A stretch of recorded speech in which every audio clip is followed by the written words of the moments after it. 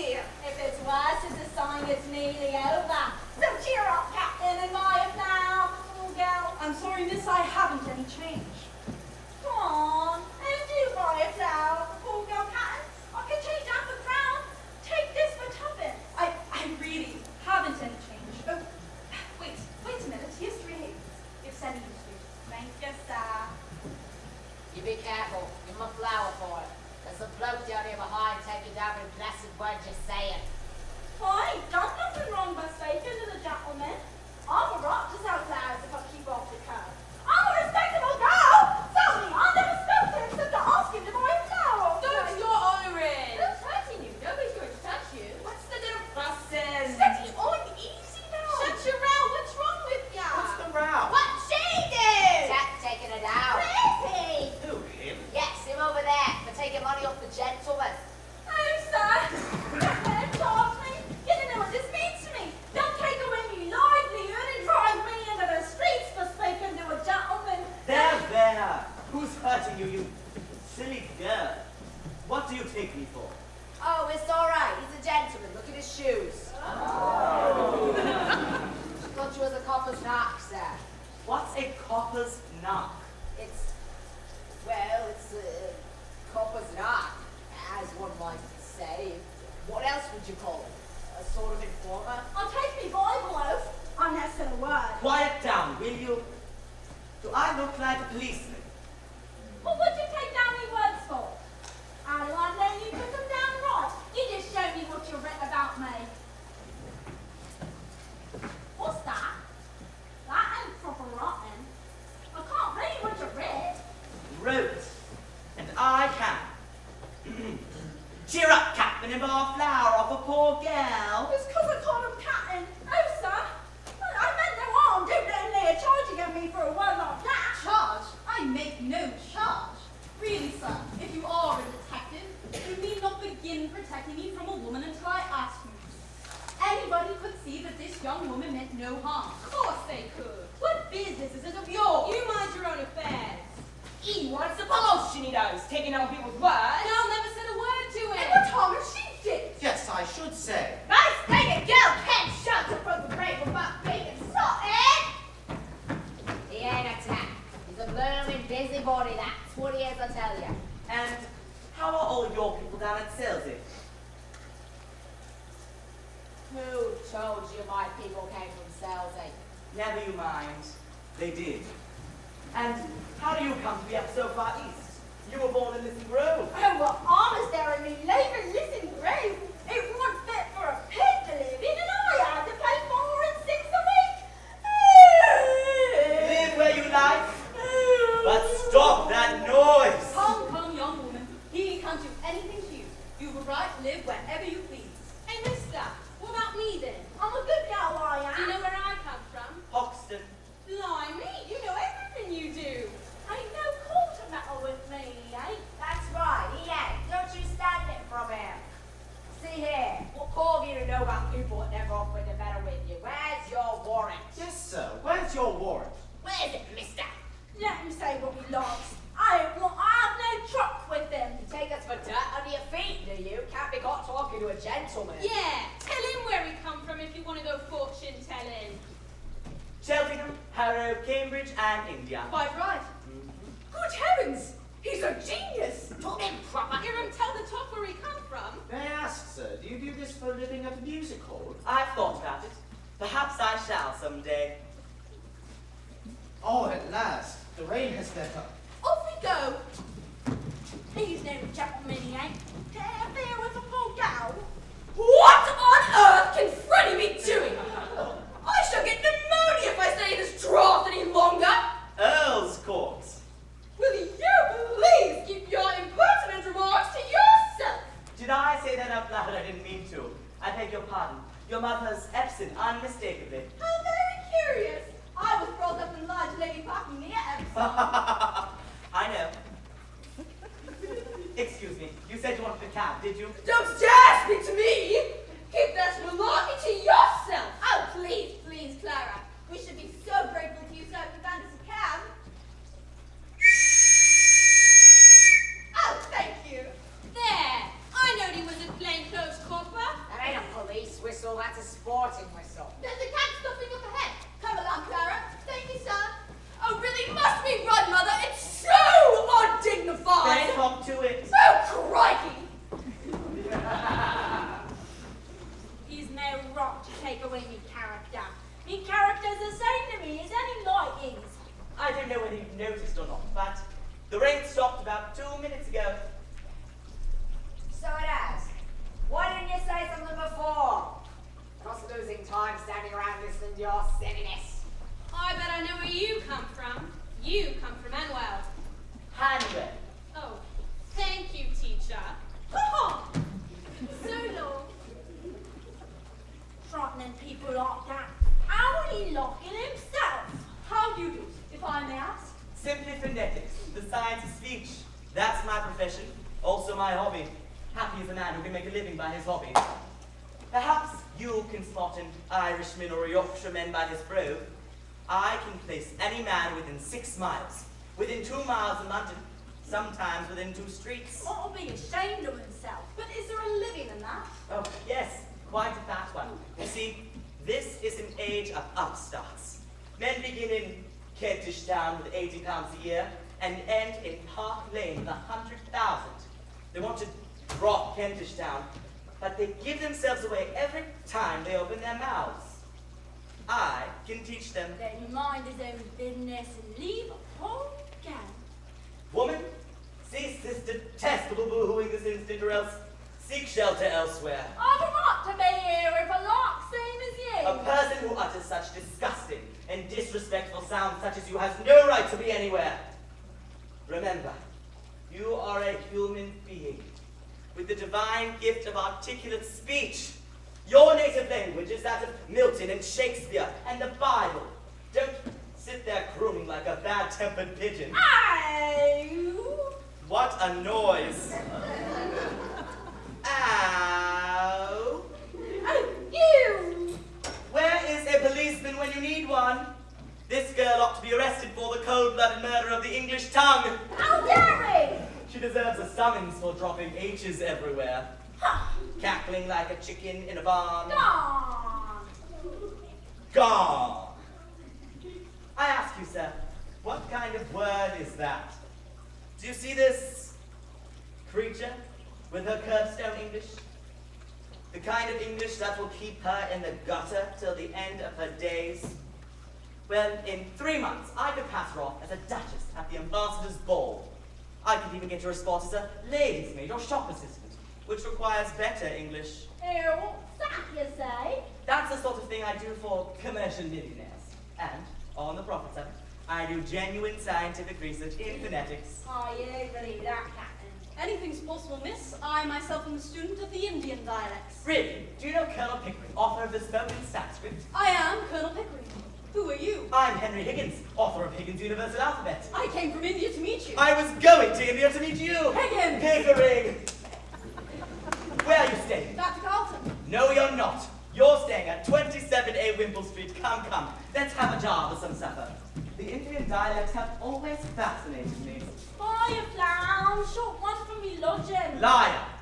You said you could make change for 6 pence. Are you ought to be stuffed with nails, you what? Take the whole human basket for 6 pence. For your troubles. Ow!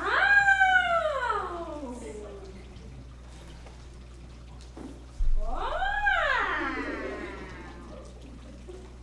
Oh! Ow! Well, looky here, we got a bloomin' heiress in our midst. We be looking for the butler there, lies. How about made for your mansion, Miss Doolittle? Well, you lot certainly won't do. Well, we ain't got time to be scheduled, no how. Yep, we're off to meet the Queen for tea and chocolates, we is.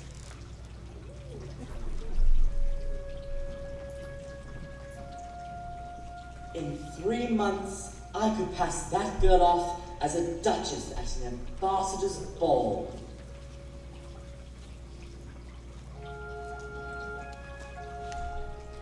I could even get her a place as a lady's maid or shop assistant, which requires better English. Got one at last!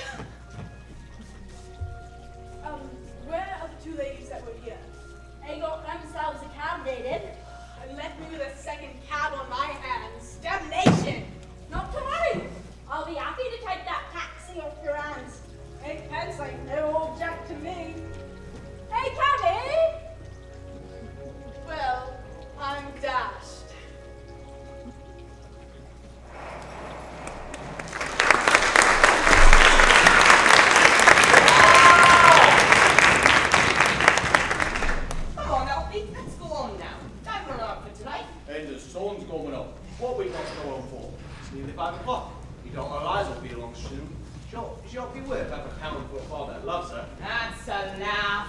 You haven't seen that I'd say months. What's that got to do with it? What's half a crown after all I gave her? When did you ever give her anything? Anything. I gave her the greatest gift a human being can give to another. Life.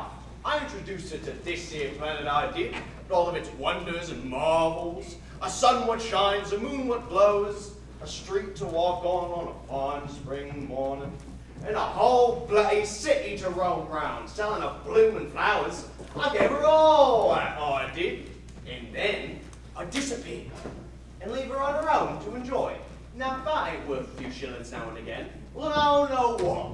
You got a good art there, Alfie. But if you want to get out the crown off, you better have a good story to go with it. Don't worry, old boy. Stories are me specialty. I'm full of them. You're full of it, all right. Oh, good morning, George. No, Brad's father! Good morning, Martha. What a surprise! Not a brat, father. Top of the morning to you, officer. Lovely morning indeed.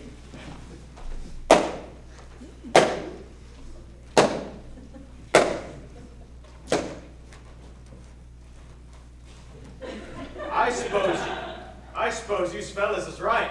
Best be getting on to the little woman. Though we'd be ashamed to do so without a drop of protection.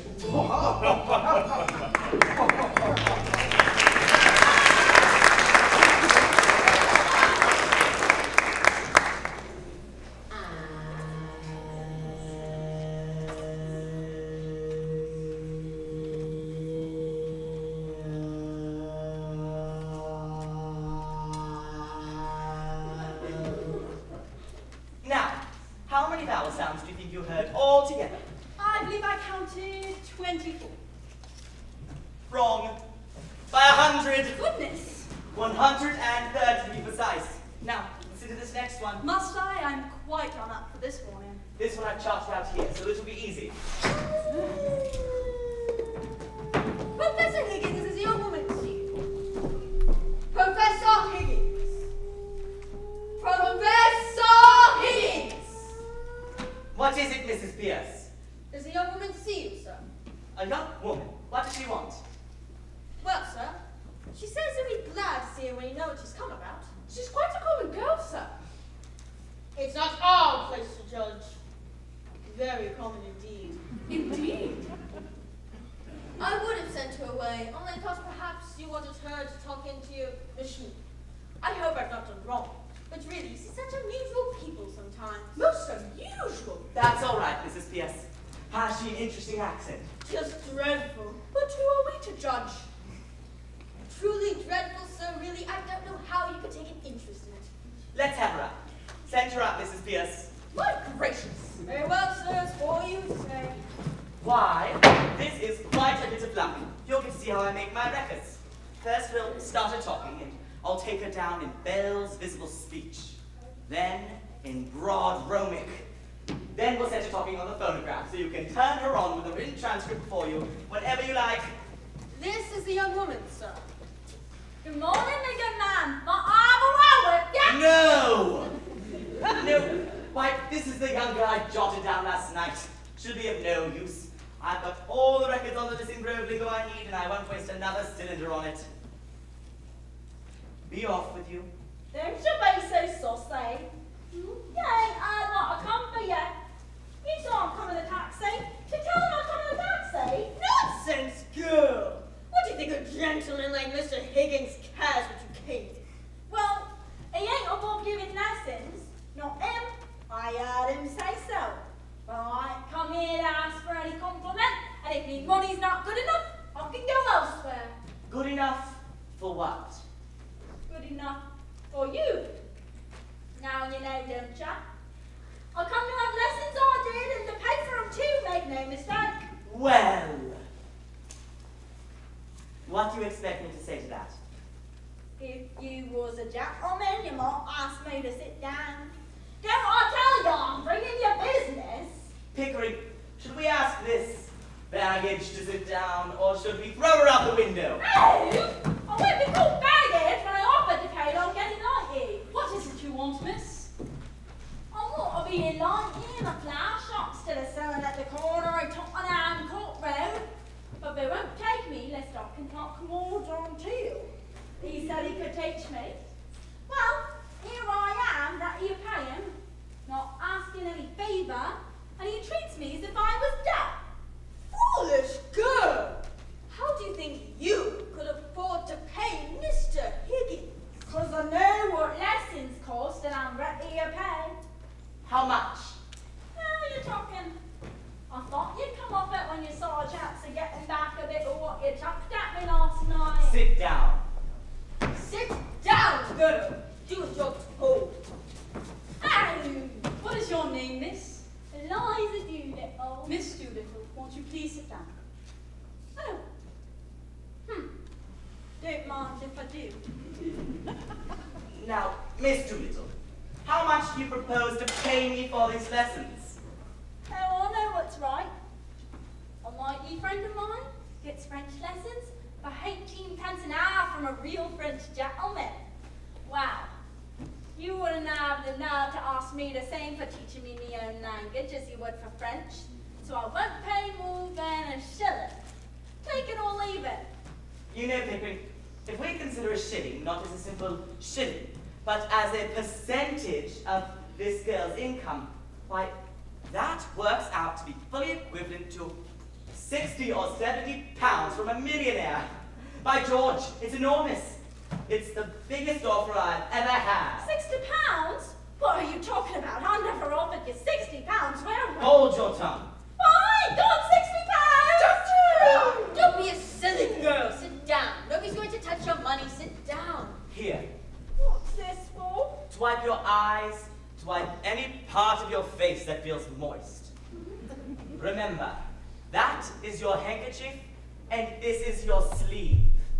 You can't be getting the two confused if you wish to be a duchess. It's no use talking to her like that, Mr. Higgins. She doesn't understand me. Hey, you give me that handkerchief. He gave it to me, not to you. He did indeed give it to you, miss. I think it must now be regarded as her property, Mrs. Pierce. Very well. Higgins, I'm interested. What about your boast that you could pass her off as a duchess at the ambassador's ball?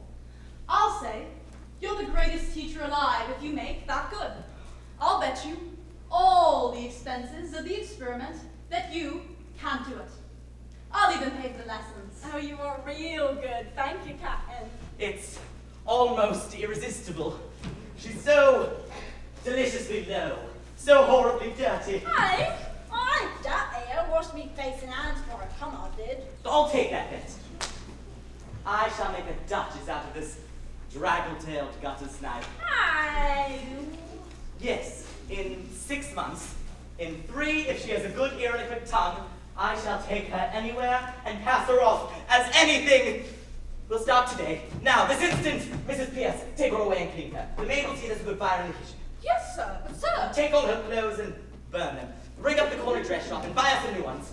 Wrap her in brown paper till they arrive. You're no gentleman to talk to such things. I'm a good gal, I am. We'll have none of your Listen Grove stubbornness here, girl. You must learn to behave like a duchess. Take her away, Mrs. Pierce. Oh, come, Higgins, be reasonable. Please, sir. You must be reasonable, Mr. Higgins. Really, you must. You can't take a girl up like that as if you're picking up a pebble on the beach. What about your parents? She may be married. Gone. There. As the girl very properly says, gone. You married me. By George, Eliza, the streets will be strewn with the bodies of men throwing themselves at your feet before I'm done with you. Really? Nonsense, sir. You mustn't fill her head with such ideas. I'm going, I am. He's off his trolley, he is. This is the thanks I get for accepting your very own request and offering to make a lady out of you. Stop, Mr. Higgins. I won't allow it. Go home to your parents, girl, and tell them to take her to Cove. I ain't got no parents. There! You heard her. She ain't got no parents. What's all this fuss about? Mr. Higgins, I want to know on what terms the girl is to be here. Is she to have any wages? And what is to become of her when you finish your teaching?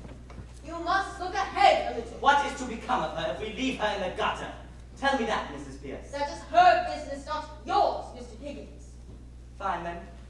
When we're finished with her, We'll return her to the gutter. Does that satisfy you, Mrs. Pierce? Sir, you're a gentleman. Don't let him speak about me like that. Higgins, does it occur to you that this young woman has feelings? No, it didn't occur to me.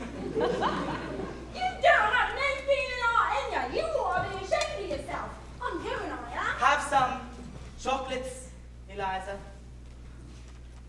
How do I know what's in them? What if you try and drug me with it? Pledge of good faith. I'll have one half, and you have the other.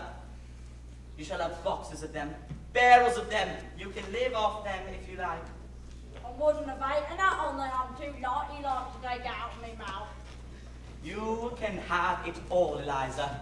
Chocolates and taxis and gold and diamonds. Stop, Mr. Higgins! You're tempting the girl. It's not right. She should think of the future! No, I don't want no gold and no diamonds. I'm a good girl, I am. Higgins, Mrs. Pierce is quite right. If this young woman is to put herself in your hands for the next 6 months for an experiment in teaching, she must understand thoroughly what she is doing. Very well.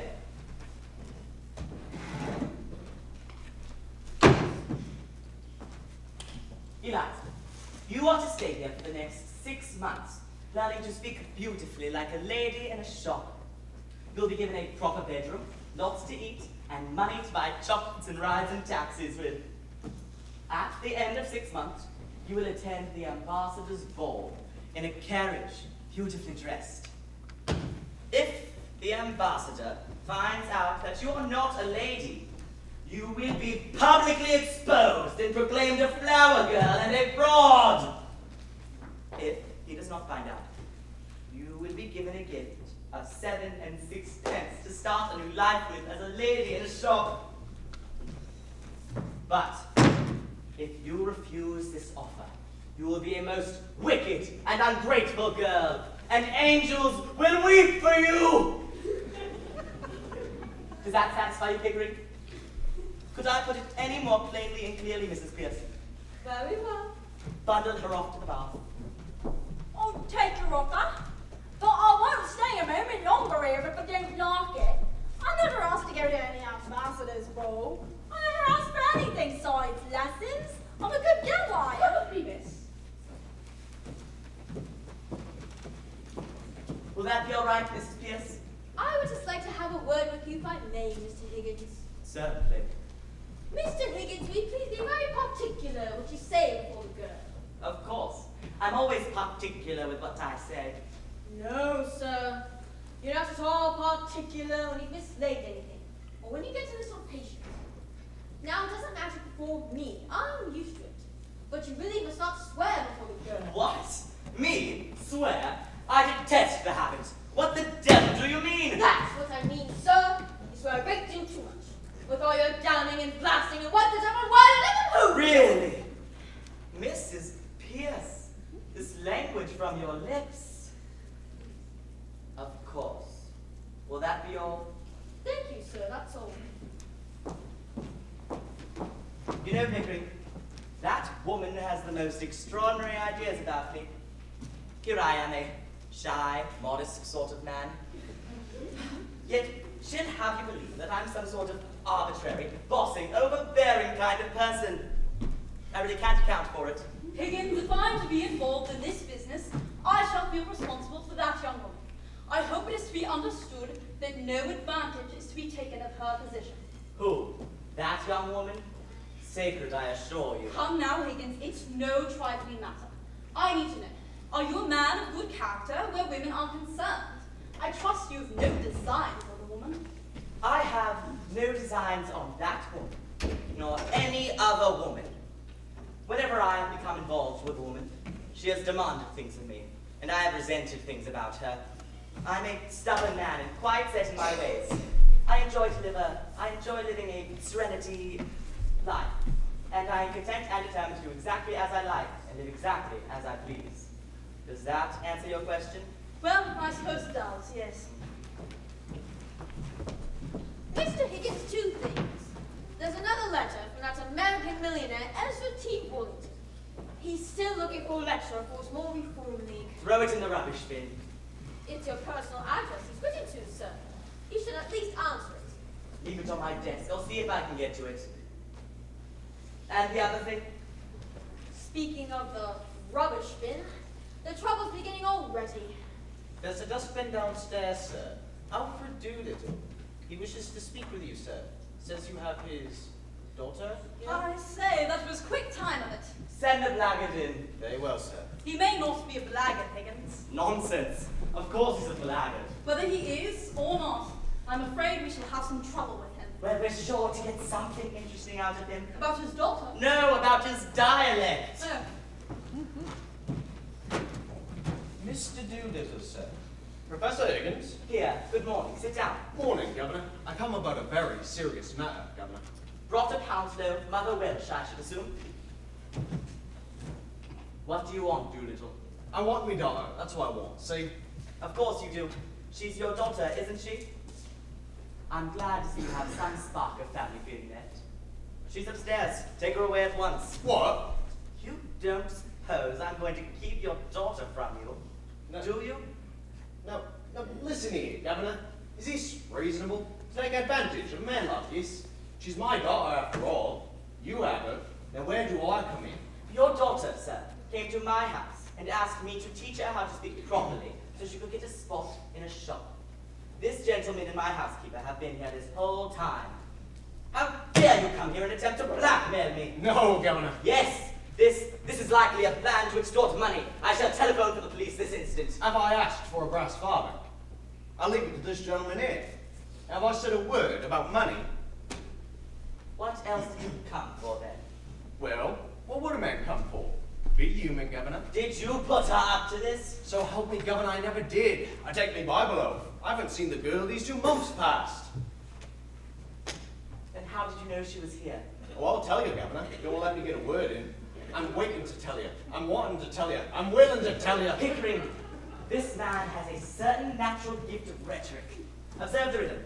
I'm willing to tell you, I'm wanting to tell you, I'm waiting to tell you. That's the Welsh strain in him. But how did you know your daughter was here, sir, if you didn't send her? So I guessed, Governor. The girl took a young boy, Tommy McGee, along for a taxi ride with her. Son of the landlady, he is. Little Tommy hung about outside your door, hoping that she would give him another ride home. Word is, Liza sent little Tommy back for her luggage, and she heard you was willing for her to stay here. I met the boy at the corner of Longacre and Endell Street. Public house, yes?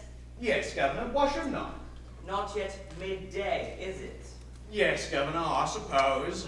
Do let him tell his story, Higgins. Little Tommy told me what was up, so I says to the boy, you give me the luggage, and I'll deliver it post-haste. Had to give the boy a penny for it, trust me, little swine. I brought it here for Eliza. But the thing of it is... Go on, man. The thing of it is, the luggage consists of a musical instrument, a few sentimental pictures, a fancy fan, and a bird cage. She said she didn't want no clothes. Now what was I to think of that? I asked you, Governor, as a parent, what was I to think? So you came here to rescue her from a fate worse than death, eh? Just so, Governor, that's right. But why did you bring her luggage if you intended to take her away? Have I said a word about taking her away? Have I now? We'll see that you do. Double quick. No, Governor, I don't say that. I'm not one to stand in a girl's life. There's a career open for her, as you'd say. Yes, sir. This here is Miss Doolittle's father. She's come to take her away. Give her to him at once. No, wait, it's a misunderstanding. Listen here. He can't take her away, Miss Higgins. He can't. He told me to burn her clothes. All of them. Oh, my. That's right. I can carry the girl through the streets in a birthday suit now, can I? I put it to you. You have put it to me that you want your daughter. Take your daughter. If she doesn't have any clothes, go out and buy her some. Where are the clothes she coming? Did I burn them? Or did your missus here? I am the housekeeper, if you please. Yes, sir. I have sent for some clothes for your daughter. When they come, you can take away. You can wait in the kitchen. This way, please. Listen here, Governor. You and me is men of the world, ain't we? Oh, men of the world, are we? Mrs. Pierce, you'd better go. I think so indeed, sir. Don't dilly-dally, Daphne. The floor is yours, Doolittle.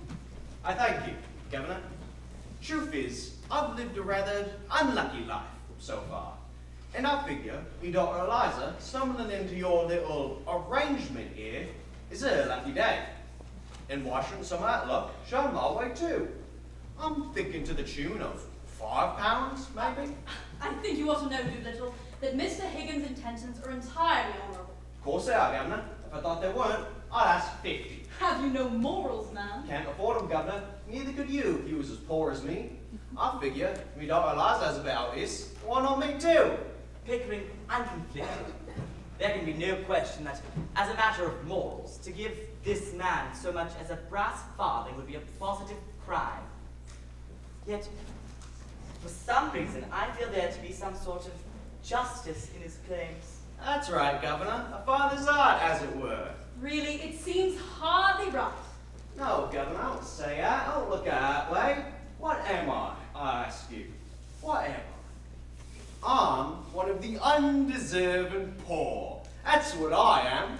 When opportunity knocks, you know what I'll get. You're undeserving. You can't have it. But my needs are as great as the most deserving man. I don't need less than a deserving man. I need more. I don't eat any less arty than him, and I drink a lot more. I'm playing straight with you two gentlemen. I ain't pretending to be deserving. I'm undeserving, and I mean to keep on being undeserving. I like it. Now, is £5 truly unreasonable? I leave it to you. You know, Pickering, if we were to take this man in hand for 3 months, he could choose between a seat in the cabinet and a popular pulpit in Wales. What do you say to that, Doolittle? No, Governor, thank you kindly. Preaching politics ain't for me. Undeserving poverty's my line. I suppose we must give him a fiver. Although perhaps you'll make bad use of it. No, Governor, not me. I'll put it to good use. A good spree for myself and the missus. Giving pleasure to ourselves, a bit to our local pub keeper, which means employment to others, and satisfaction to you, to know it hasn't been thrown away. You couldn't spend it any better. This is irresistible. Let's give him 10. No, Governor. I wouldn't have the art to spend 10 on a spree. I'd have to be prudent-like. Put it in the bank, then wave goodbye to happiness. No, Governor, that's not for me. You give me what I ask you. Not a penny more and not a penny less. Pickering, if this man continues on, we shall have no convictions left. Here's 5. Thank you, Governor. Good morning. Excuse me, miss. Aw, don't you know your own daughter?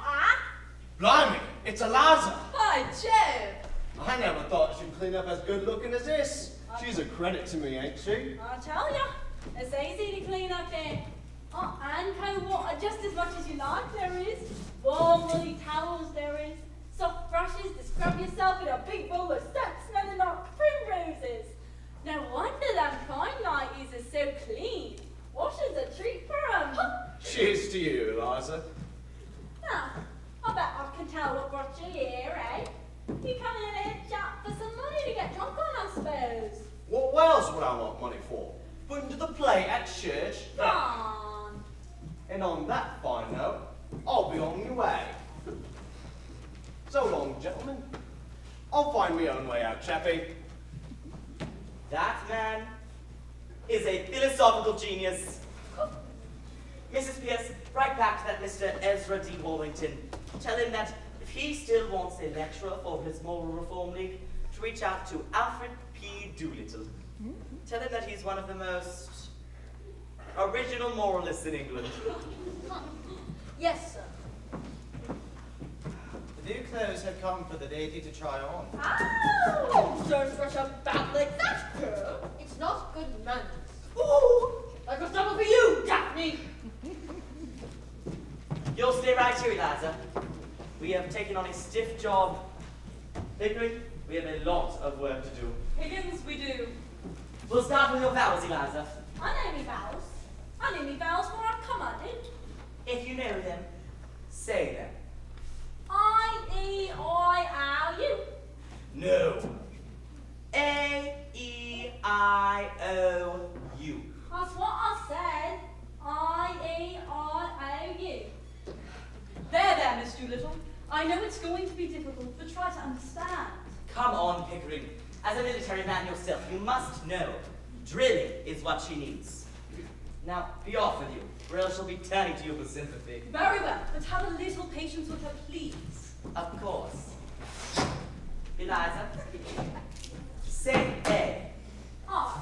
No. A. I. A. I. Miss Doolittle, I promise you, before the day is out, you will have your vowels down. Or else, there will be no lunch, no dinner, no chocolates. Go on. A. I. Again. I.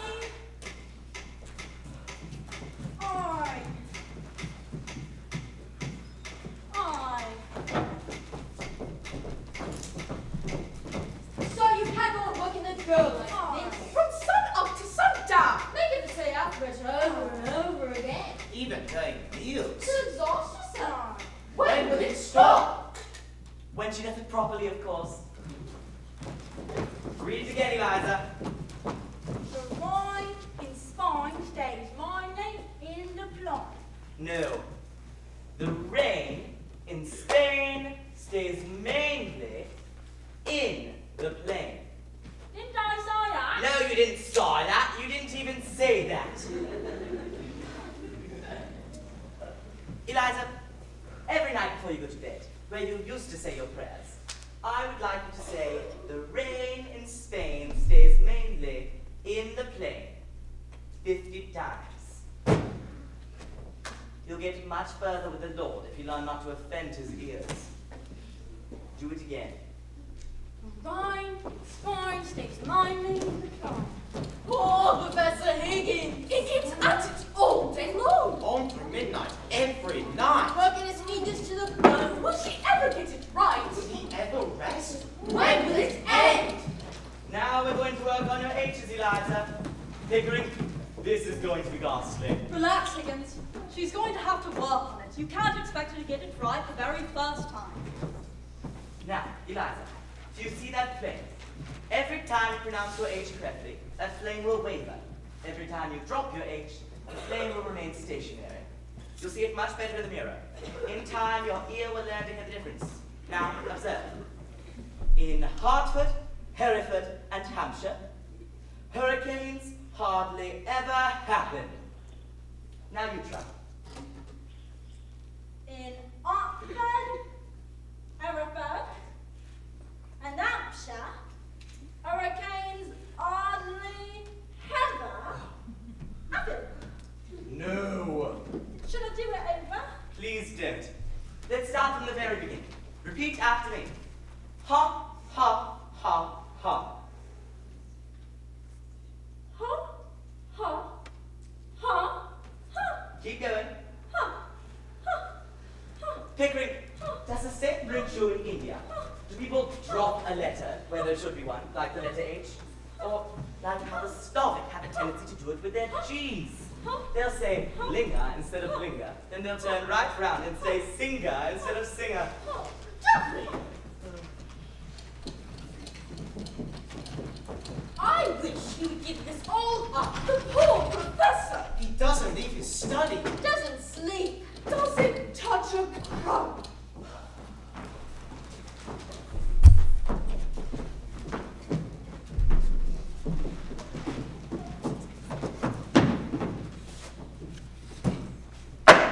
Listen. How kind of you to let me come. How kind for you to let me come. No! Listen.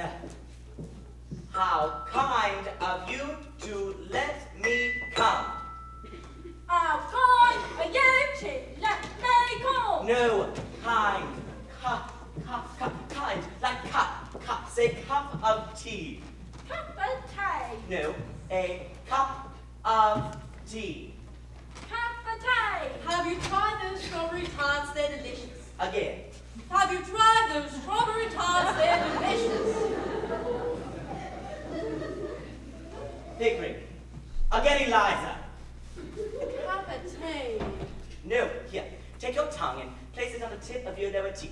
Then say cup. Cup. Then say ab. Cup, cup, cup, cup. Ab. Cup.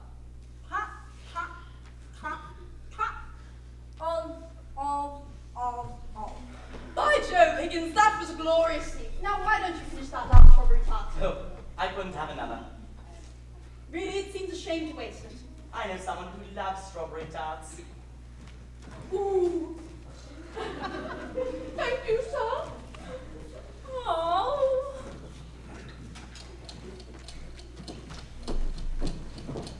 This has got to stop. He's working the gun to the wee hours of the night. 1 a.m., 2 a.m., 3.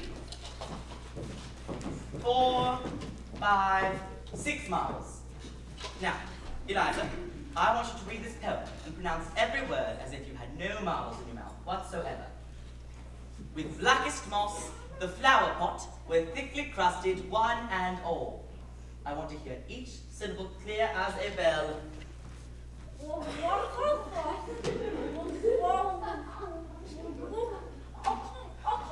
Higgins, are those pebbles really necessary? If they were necessary for Demosthenes, they're necessary for Eliza Doolittle.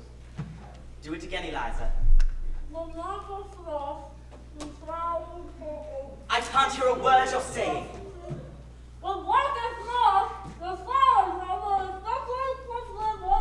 For goodness sake, Higgins, let the girl say something easier. Like the owl and the pussycat. Yes, that's a charming one. I can't hear a word she's saying. What the devil is the matter? I swallowed one. Oh, not to worry, I've got plenty more. 1, 2, 3. Why won't he quit? Why won't she quit? When payday rolls round, perhaps we all quit. Hey, not I. Oh, not ow. Well, even I can say those properly. Don't say rhyme, say rain.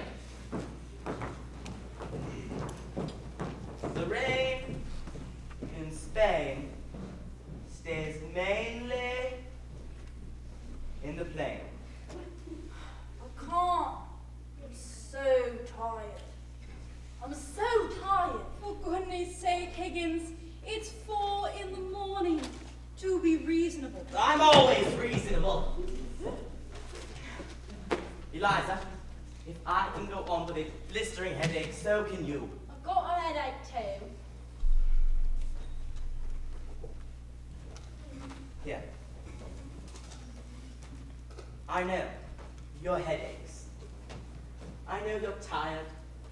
I know your nerves are raw as meat in a butcher's window. But think what you're trying to accomplish. Just think what you set yourself out to do. The majesty and grandeur of the English language is the greatest possession we have. The noblest thoughts to ever flow through the minds of man are contained in its musical and magical mixture of sounds. And that is what you set yourself out to conquer, Eliza. And conquer it you will.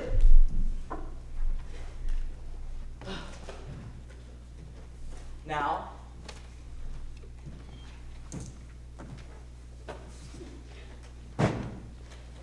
do it again. The rain in Spain stays mainly in the plain. What was that?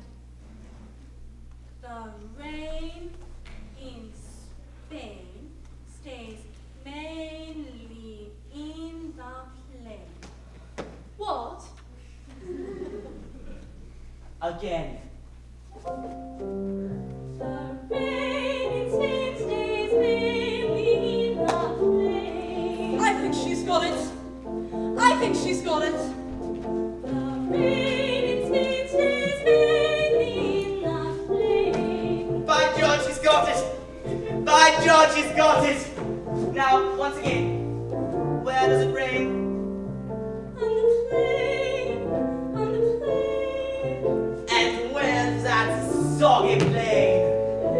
In Spain, in Spain. The rain in Spain stays mainly in the plain.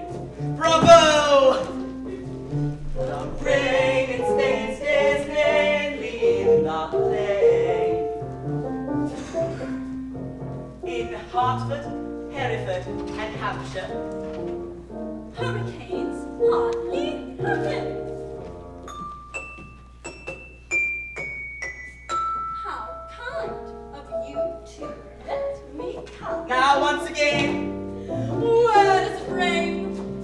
On the plain, on the plain. and where's that blasted plain? In Spain, in Spain.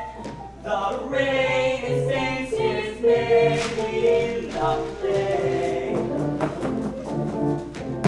The rain in Spain stays mainly in the plain.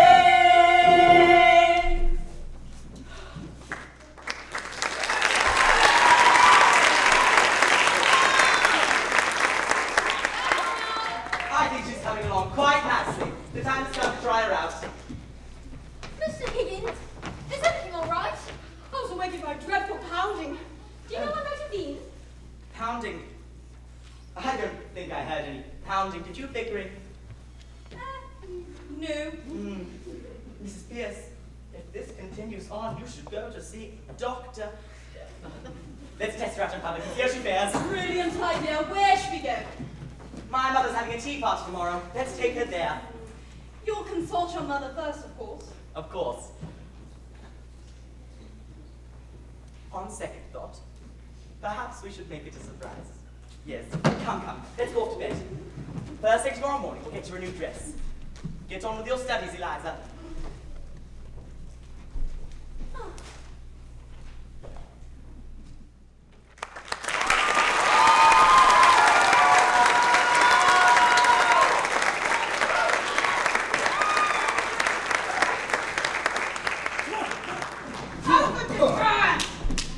Spirits were to be cared for or not drunk. Thanks for the hospitality, Barkeep. Send the bill to Buckingham Palace. Well, Alfie, your money's run out. Nothing left for boozle. I suppose you'll have to go back to work. Work? Wash your mouth out with soap. Don't you ever mention that word in front of me. Work. I used to do that sort of thing once. Never again. Takes up your whole day, and now I got Eliza working for me. Working for you? But I need a bogus job to support his children. I suppose that's the fair and honest thing to do. Aha! Ooh, but with a little bit of luck, your children end up supporting you.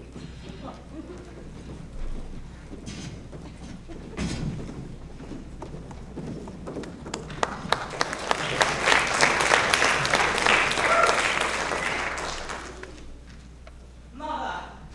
Henry, what a disagreeable surprise. What are you doing here today? I'm having guests for tea. You promised never to come, go at once. I can't, Mother. I'm here on business. But you mustn't. I'm serious, Henry. You offend all my friends. The moment they meet you, I never see them again. Nonsense. I know I have no small talk. Small talk indeed. But what about your large talk? Really, dear, you mustn't stay. I must, Mother. I've got a job for you. A phonetic job. I'm sorry, dear, but I can't seem to find my way around your vowels. No. You see, I've picked up a girl. At last! Now perhaps with a woman in your life, you can be someone else's problem. Oh. I don't mean a love affair. What a pity. Why?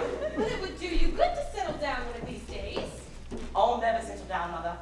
Some habits lie too deep to be changed. Well, tell me about this girl. She's a common flower girl. I picked her up in Hearthstone. A common flower girl, and you invited her to my home? It'll be all right, Mother. I've taught her how to speak properly, and I've given her strict instructions to keep to two subjects: the weather and everybody's health. Fine day, and how do you do? You know, that'll be safe. Safe? To talk about our health, about our insides, perhaps about our outsides. Well, she must talk about something. It will be okay, Mother. Pickering and I are in on it together. He made me a bet that I couldn't pass her off as a duchess in 6 months. I will win my bet. She's coming on like a house on fire. And she's been easier to teach than some of my middle-class pupils, because she's had to learn an entire new language. Mrs. and Miss Einsford-Hill. Oh, Lord. Hello, Edith. Have you met my son, Henry, before? I don't believe we have. How do you do? Your celebrated son! I have so longed to meet you, Professor Higgins. I've seen you before somewhere. Where was it? I haven't a ghost of a notion where, but I've heard your voice.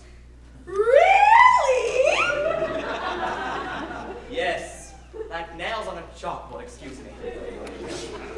Well, I never. I'm sorry to say that my celebrated son has no manners. You mustn't mind him. Not at all. Colonel Pickering. How do you do, Mrs. Higgins? So glad you've come. Do you know Mrs. Einsford-Hill, Miss Einsford-Hill? It is a pleasure. Mr. Einsford-Hill. Another one of them? How do you do? Very good of you to come. Colonel Pickering, How do you do? I don't think you've met my son Henry before. How do you do?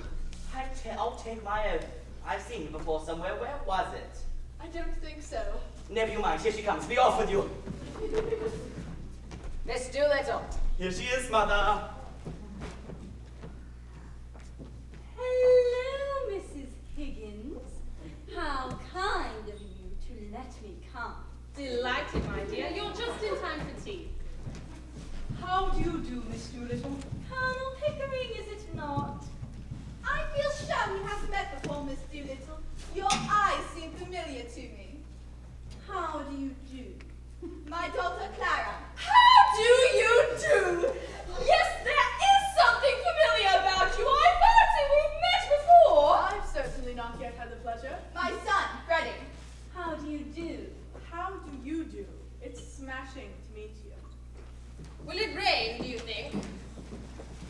The rain instead stays mainly in the play. Crikey, does it really? How unusual. I think it's just smashing. But in Hertford, Hereford, and Hampshire, hurricanes hardly ever happen. Of that I was unaware. How awfully funny.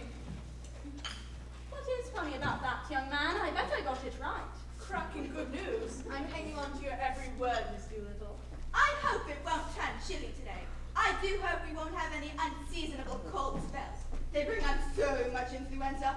Everyone in our whole family is susceptible to it. My aunt died of influenza, so they said. But it's my belief they've done the old woman in. Done her in? Yes, Lord love you. Why should she die of influenza when she come through diphtheria right enough the year before? Fairly blue with it she was. They all thought she was dead, but my father, he kept ladling gin down her throat till she came to, so sudden that she bit the bowl off the spoon. Dear me! Balderdash! What for would a woman with that strength in her have to die of influenza? And what become of her new straw hat that should have come to me? Somebody pinched it. And what I say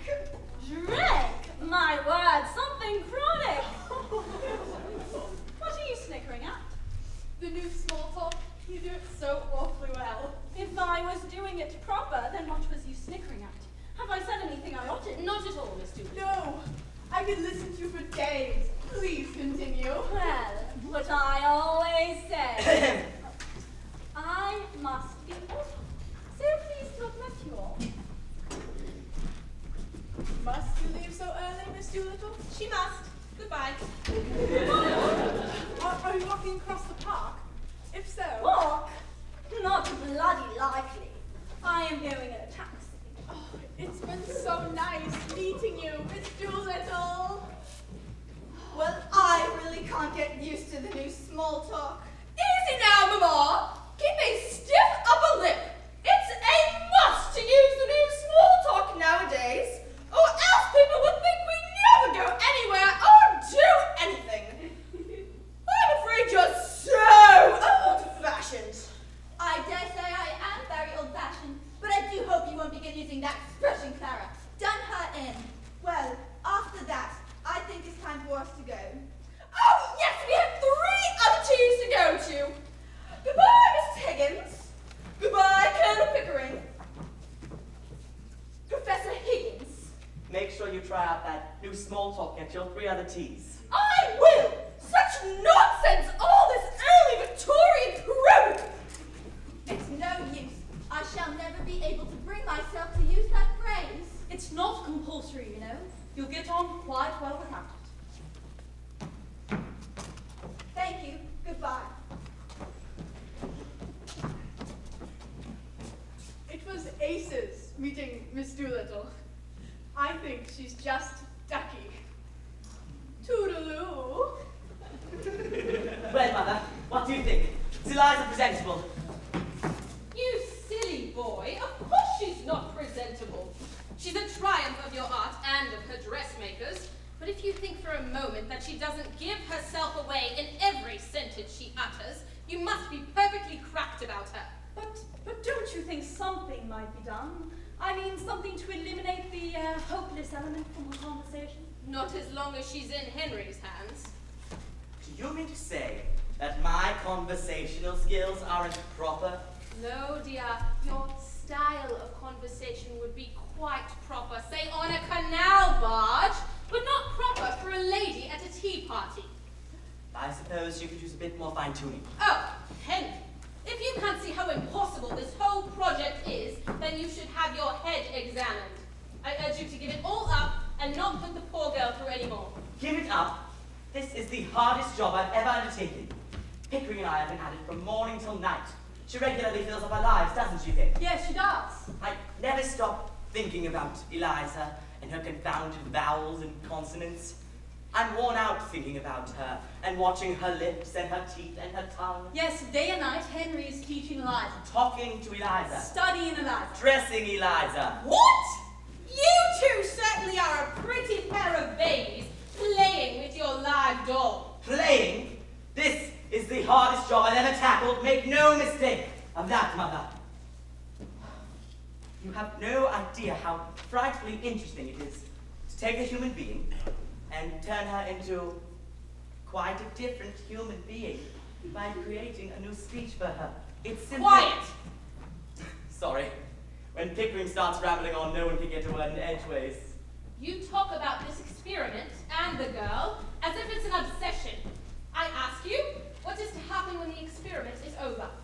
What do you mean? This young lady is a human being. She is clearly entranced with your experiment for now, but you must think about what is to come after. I don't think either of you have. Well, she can go her own way with all of the advantages we have given her. We'll find her some light work. There are plenty of openings. We will do what's right. Ripping. Well, we're off, Mother.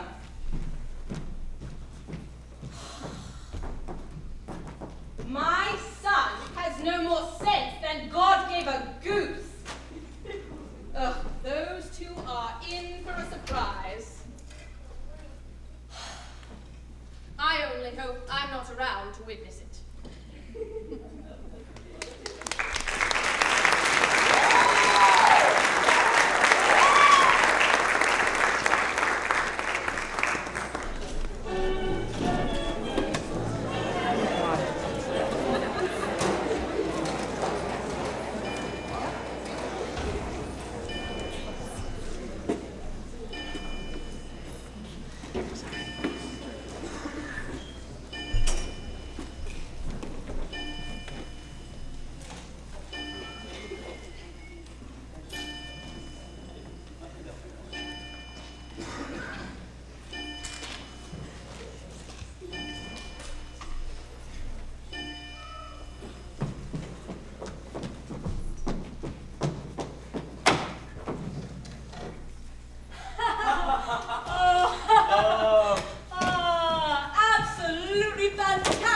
thank God it's all over. It was an immense achievement. Mr. Higgins, Yes, Mrs. Pierce? did it go off all right? Indeed it did, Mrs. Pierce, a total triumph.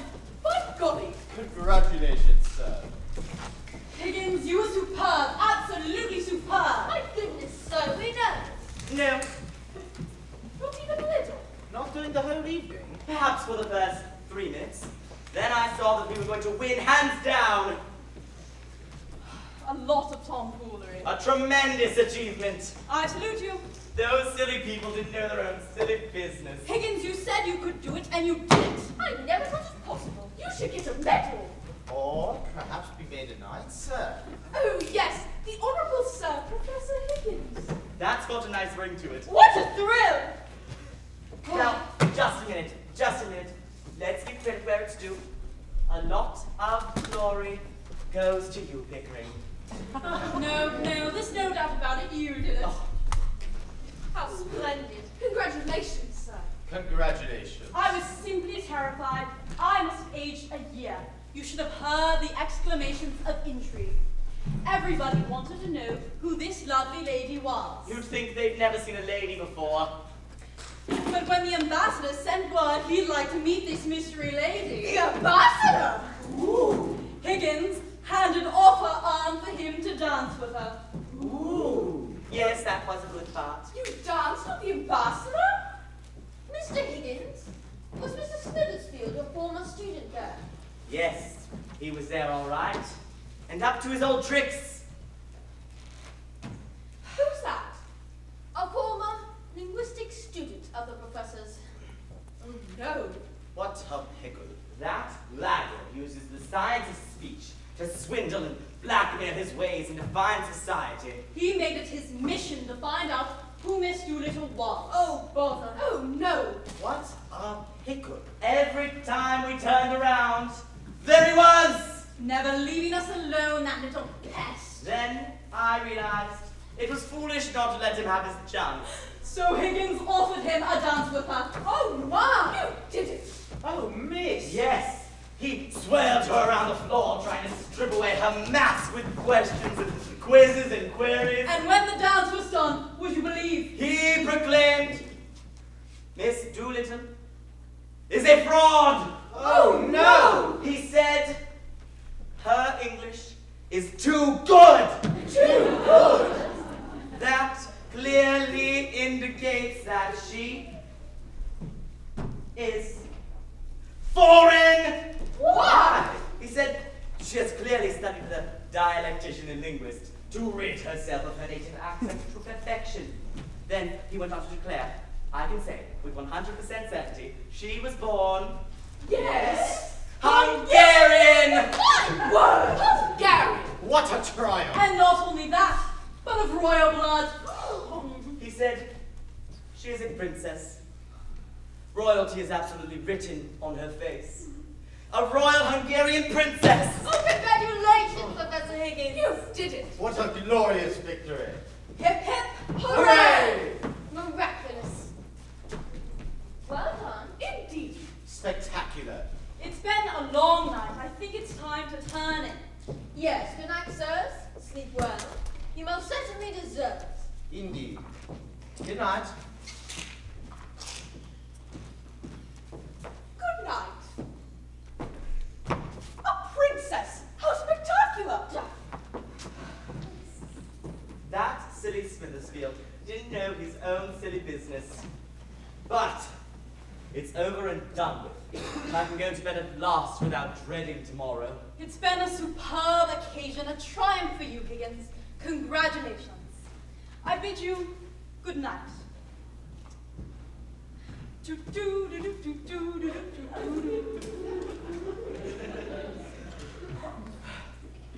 I could sleep for a week. Off to bed.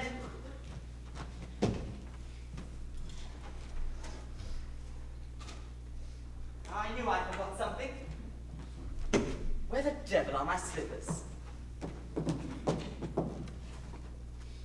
Here are your slippers. What on earth? What's wrong with you? Is something wrong?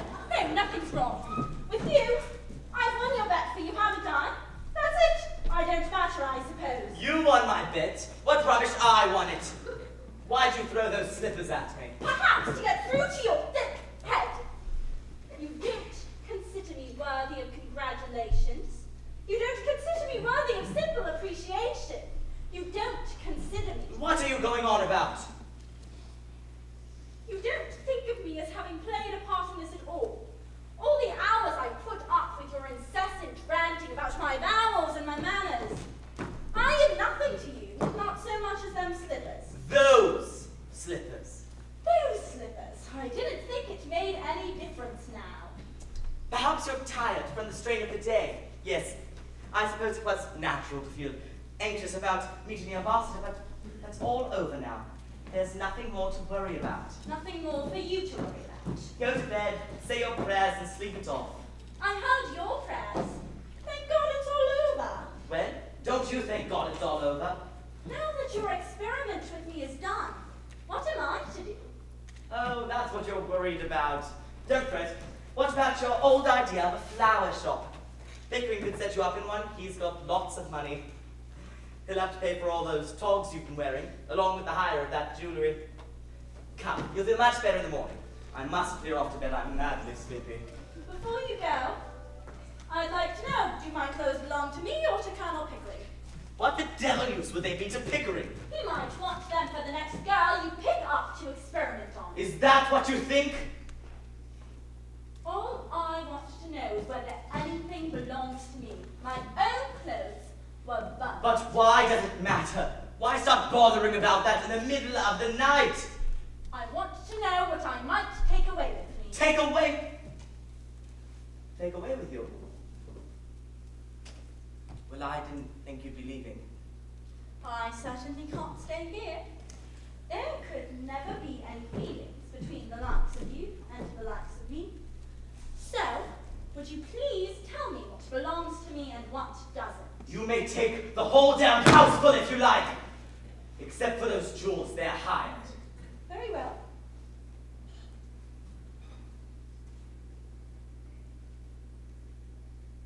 The glass, it is a bit tricky. Yes.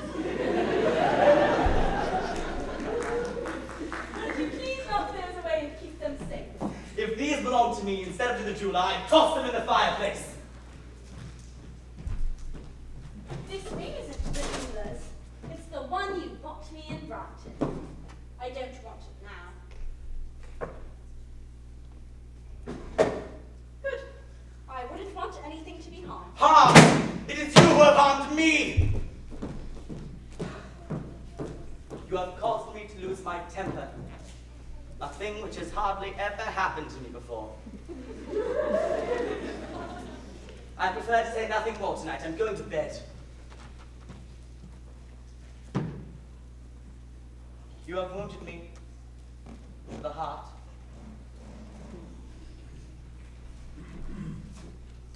Good. Now we are even.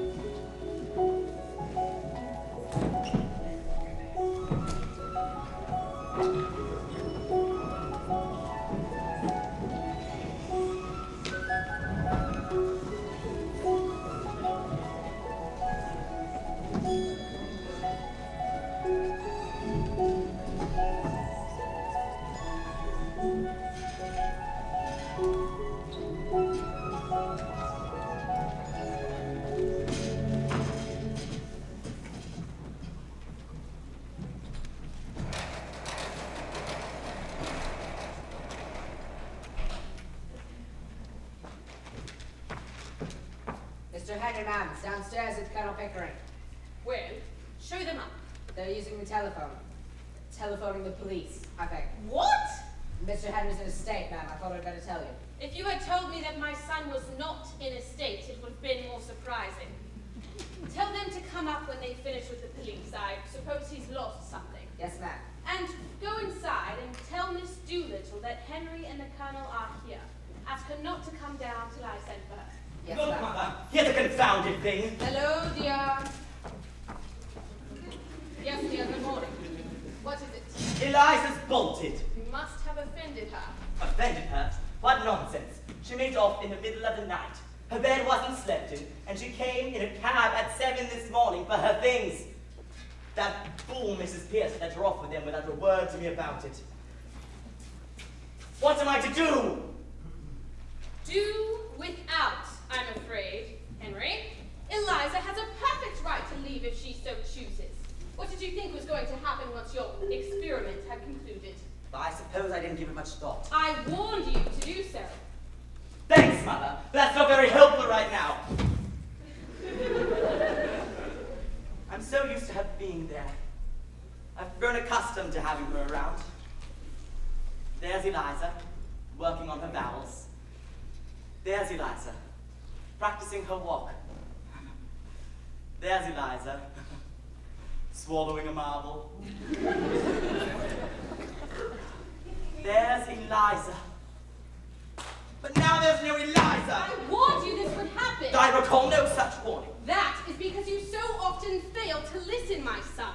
For someone who has spent years studying the science of speech, you have an astonishing ability to tune it out when it doesn't suit you. Good morning, Mrs. Higgins. Has Henry told you? What did that idiot inspector say? Have you offered a reward? You don't mean that you've sent the police after Eliza? Of course. What are the police for? The inspector was quite put off. I really think he suspects us of some improper purpose. Well, of course he does. What right have you to go to the police and give the girl's name as if she were a lost umbrella or missing luggage or something? Really? We wanted to find her. What were we to do? You have no more sense, either of you, than two children. Why? Dr. Higgins, the gentleman's here to see you. He's been sent on from Wimple Street. I can't be bothered right now. What's his name? Mr. Doolittle, sir. Doolittle? Do you mean the dustman? Dustman? No, sir, a gentleman. By George Pick. It's some relative of hers who we know nothing about, who she's gone to. Send him up. Yes, sir. Now we'll get some answers. Do you know any of her people? Only her father, the fellow we told you about. Mr. Doolittle. See here. You see, yes? You done this. Done what, man? Yes, look at it. Look his hat. Look his coat. Has Eliza been buying you clothes? Eliza? Not she. Why would she buy me clothes? Good morning, Mr. Doolittle. Please excuse my son's lack of manners. Won't you sit down? Asking your pardon, miss. Thank you. I'm just that full of what has happened to me, I can't think of anything else. What the dickens has happened to you? I shouldn't mind if that instantly happened to me. Anything might happen to anybody, with nobody to blame but Providence. But this is something that you done to me, Henry Higgins. Get on with it. Have you found Eliza? Why? Have you lost her? Yes. Well, I found her. I'm sure she'll find me quick, after what you've done to me. But what has my son done to you, Mr. Doolittle?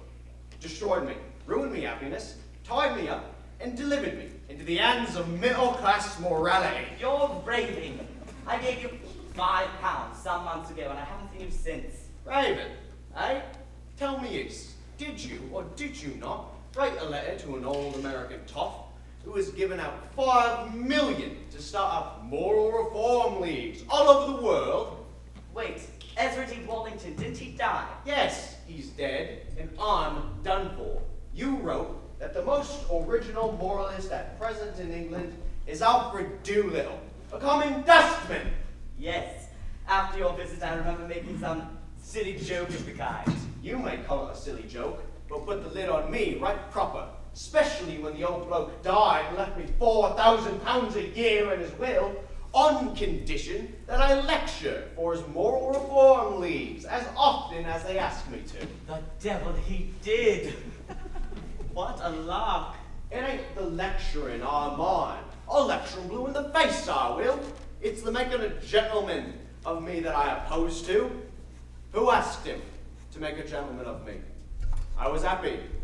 I was free. Life was tickety-boo. I hit up me mates and neighbours for money, same as I hit you up, Henry Higgins.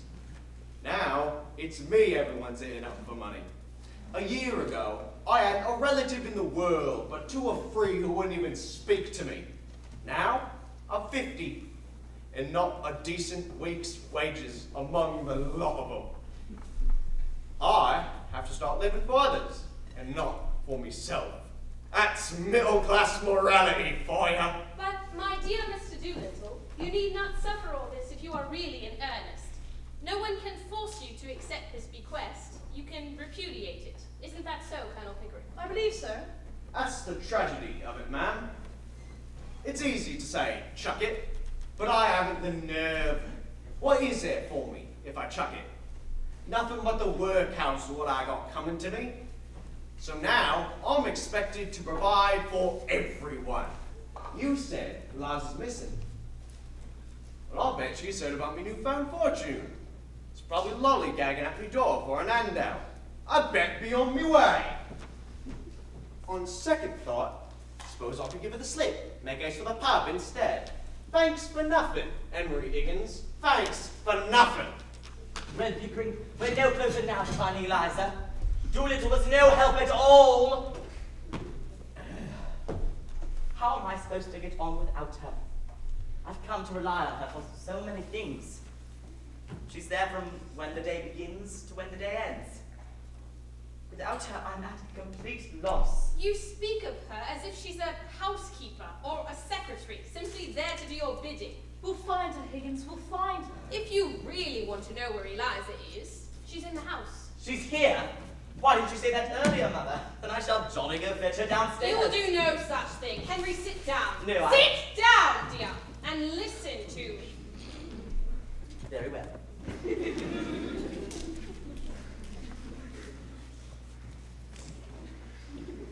But I think you might have said this half an hour ago. Eliza came to me this morning. She told me of the brutal way you two treated her. What? My dear Mrs. Higgins, we didn't treat her brutally. In fact, we hardly said a word to her last night after the performance. Higgins, did you say something to upset Eliza after I went to bed? Just the other way around. She threw my slippers at me. She acted in a most unusual way, without the slightest bit of provocation. She worked very hard for you, Henry. But when the great day of trial came and she did this wonderful thing for you without making a single mistake, you two sat there and never said a word to her, but spoke instead of your success and of your triumph and how happy you were it was all over. We said nothing, except for that we were tired and wanted to go to bed. Isn't that right, Pickering? I believe that was all. You didn't thank her. You didn't commend her or acknowledge her long hours of tedious labor or tell her how splendid she'd been. But she knew all about that already. We didn't make speeches to her, if that's what you mean. Perhaps we were a little inconsiderate. Is she very upset? Certainly with my son, whose behavior was simply appalling. If I were her, I wouldn't have just thrown your slippers at you, I'd have thrown much worse. Consider yourself lucky. Well, what are we to do to get her to come back to Wimpole Street? She says she is willing to meet you on friendly terms and to let bygones be bygones. Delightful. She is a much more generous soul than I. I would have told you to take a flying leap at the moon, son. Understandably, Mrs. Higgins. Now, if you two promise to behave yourselves, I shall ask Eliza to come down. If not, go home, for you've taken up quite enough of my time. Very well. You behave yourself, Pick. It was you to whom I was referring, Henry. Ask Miss Doolittle to come out to the garden, please. Yes, ma'am.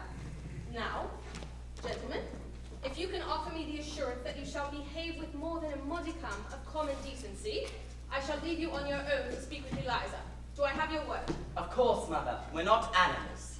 That remains to be seen. I know I shouldn't worry about you, Colonel Pickering. On my honor, madam. Now, Henry, be good. All behave perfectly like myself. That is what worries me. Talk some sense into him, Colonel Pickering. All right now, Higgins, listen up. I know you care for Eliza, and surely can't bear to cause her any more harm. So it's time you face the cold, hard facts I'm about to dispense to you. You are proud of your work, we both were, but it's absolutely true that Eliza deserves the lion's share of the recognition. Well, Yes, you gave your all to the experiment, but I'm here to tell you that what Eliza gave and also lost cost her a good deal more. This should come as no bolt from out of the blue to you, Higgins. You're not exactly an easy man to be around. What?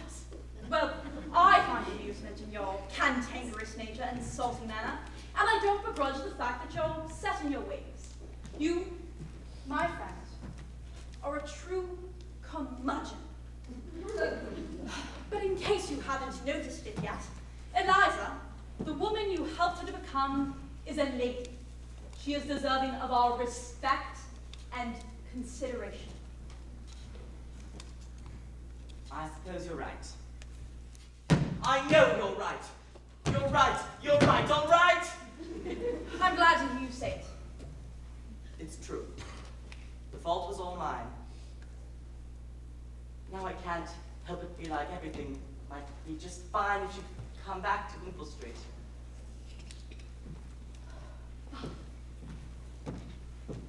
Colonel Pickering, Miss Doolittle, it is so good to have found you. We both were at such a loss, finding you had left this morning.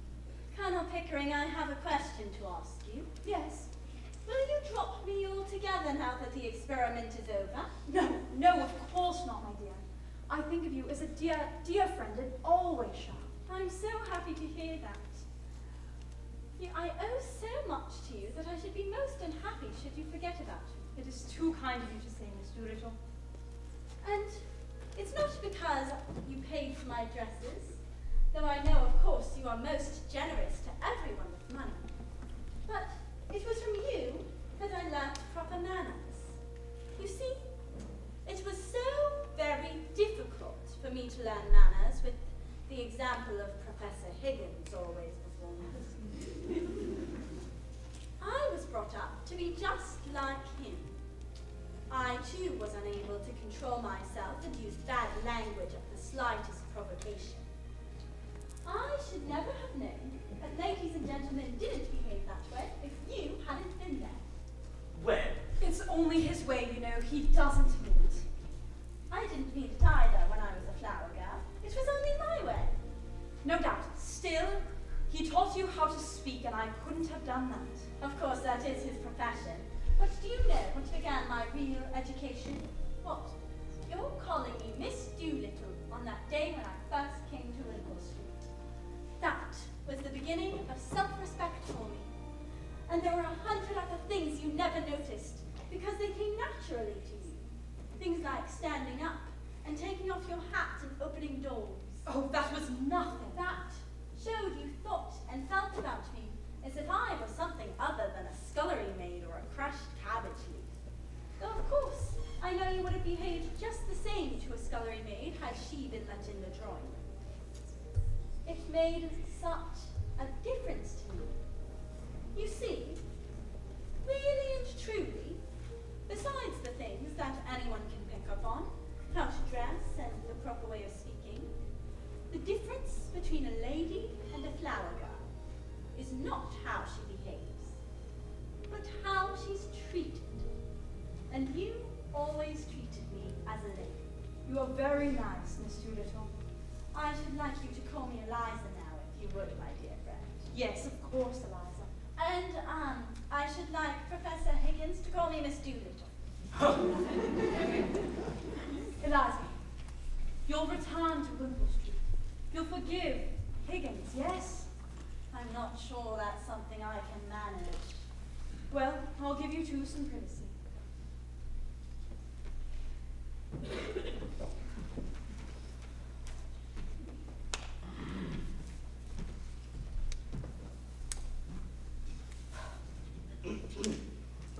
Miss Doolittle?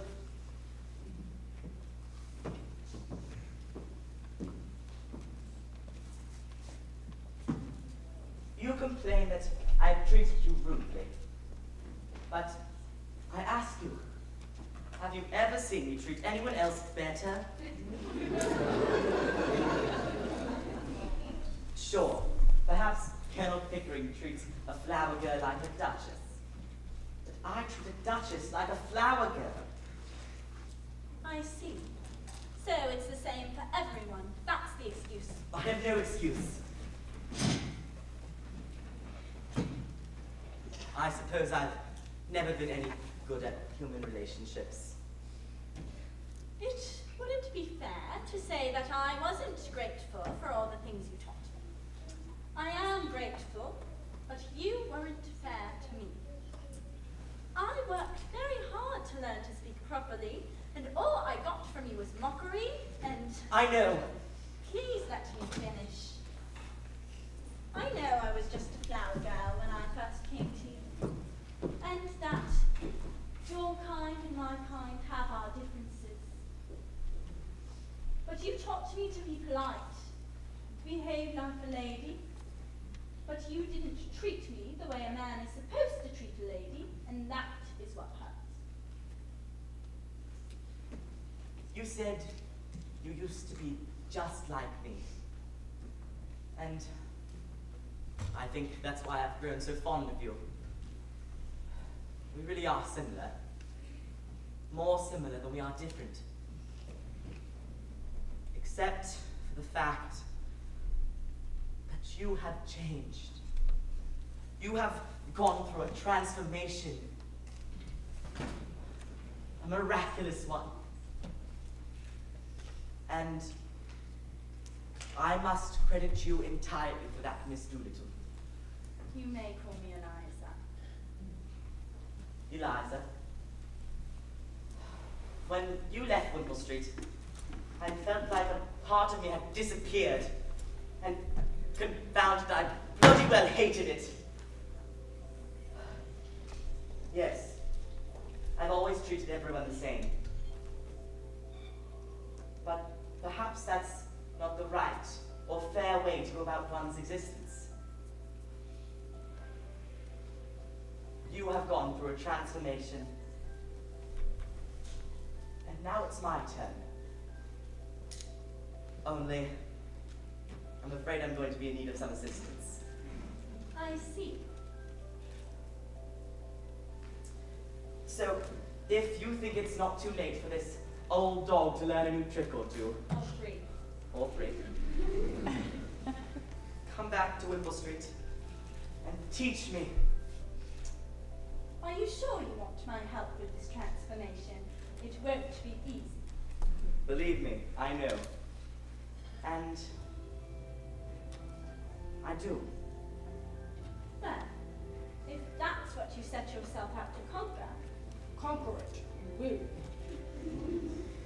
Oh, and one more thing. You seem to have left this behind at my house when you made off in the middle of the night. Will you take it back?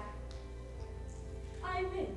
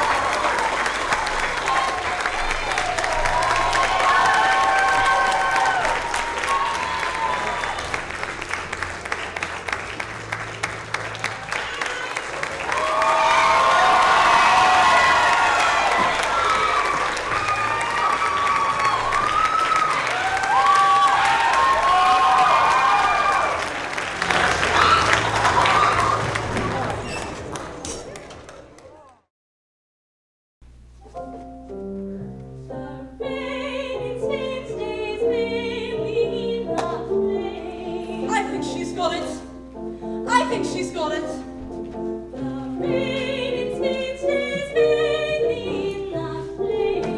By George, she's got it! By George, she's got it! Now, once again, where does it rain? On the plain, And where's that soggy plain?